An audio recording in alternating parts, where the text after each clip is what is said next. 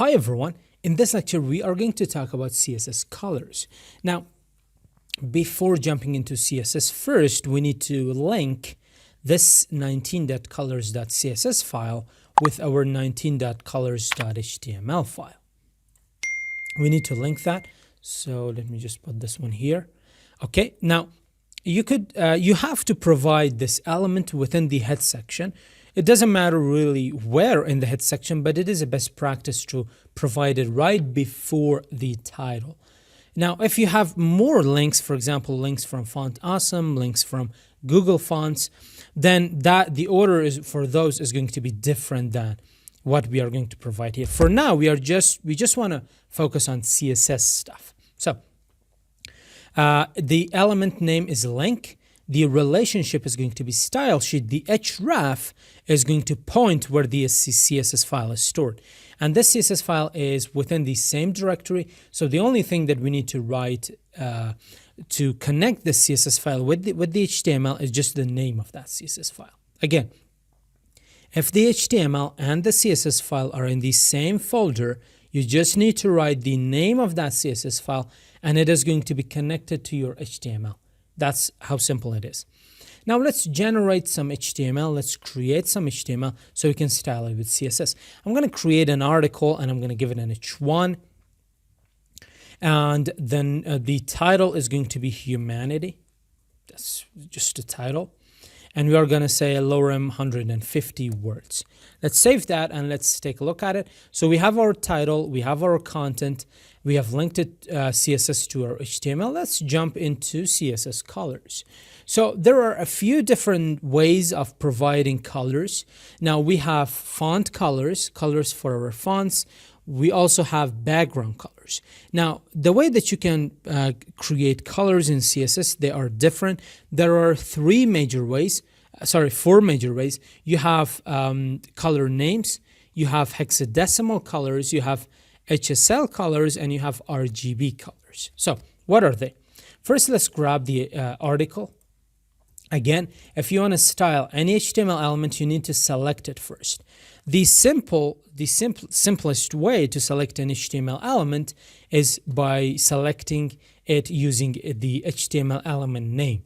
These selectors are called name selectors or element selectors. There are 5 different categories of selectors in CSS.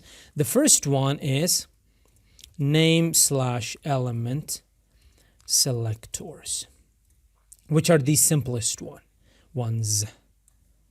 There we go. Now, what do I want to do with this article? What I'm going to do is I'm going to provide it with a background color.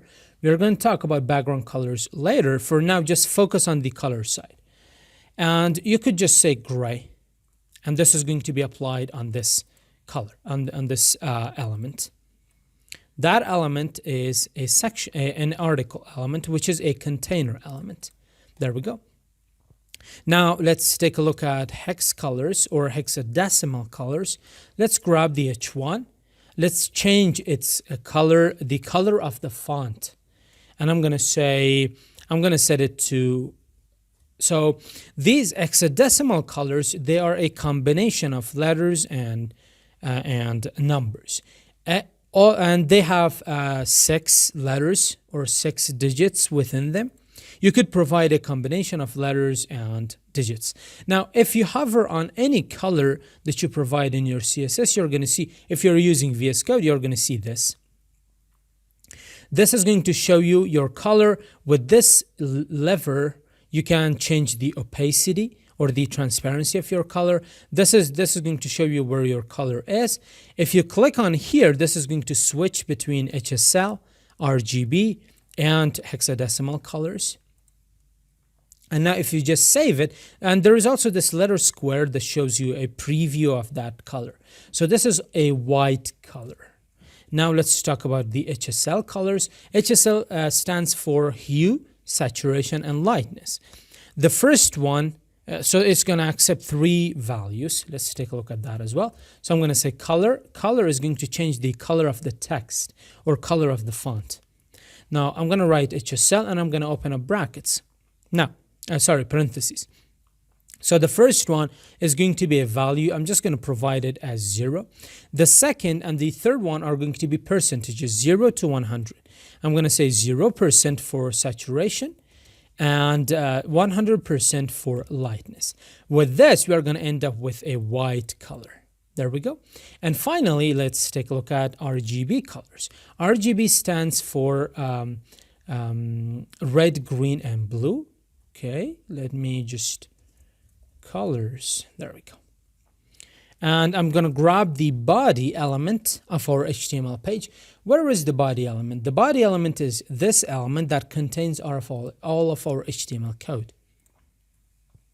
And I could provide it with a background color of RGB A. The A stands for alpha. It provides some degree of transparency to your color.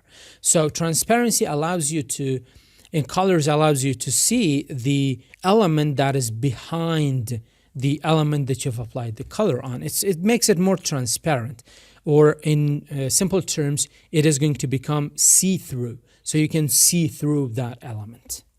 I'm going to say 0, 0 for R, 0 for G, and 0 for B. And you need to separate these values with comma. And I'm going to provide a 0.23 for alpha channel. Now we can see it is a sort of light gray color. And if I remove this alpha, it is going to become a solid color, which you cannot see through it. But if you provide it with some sort of transparency, you're going to see through that.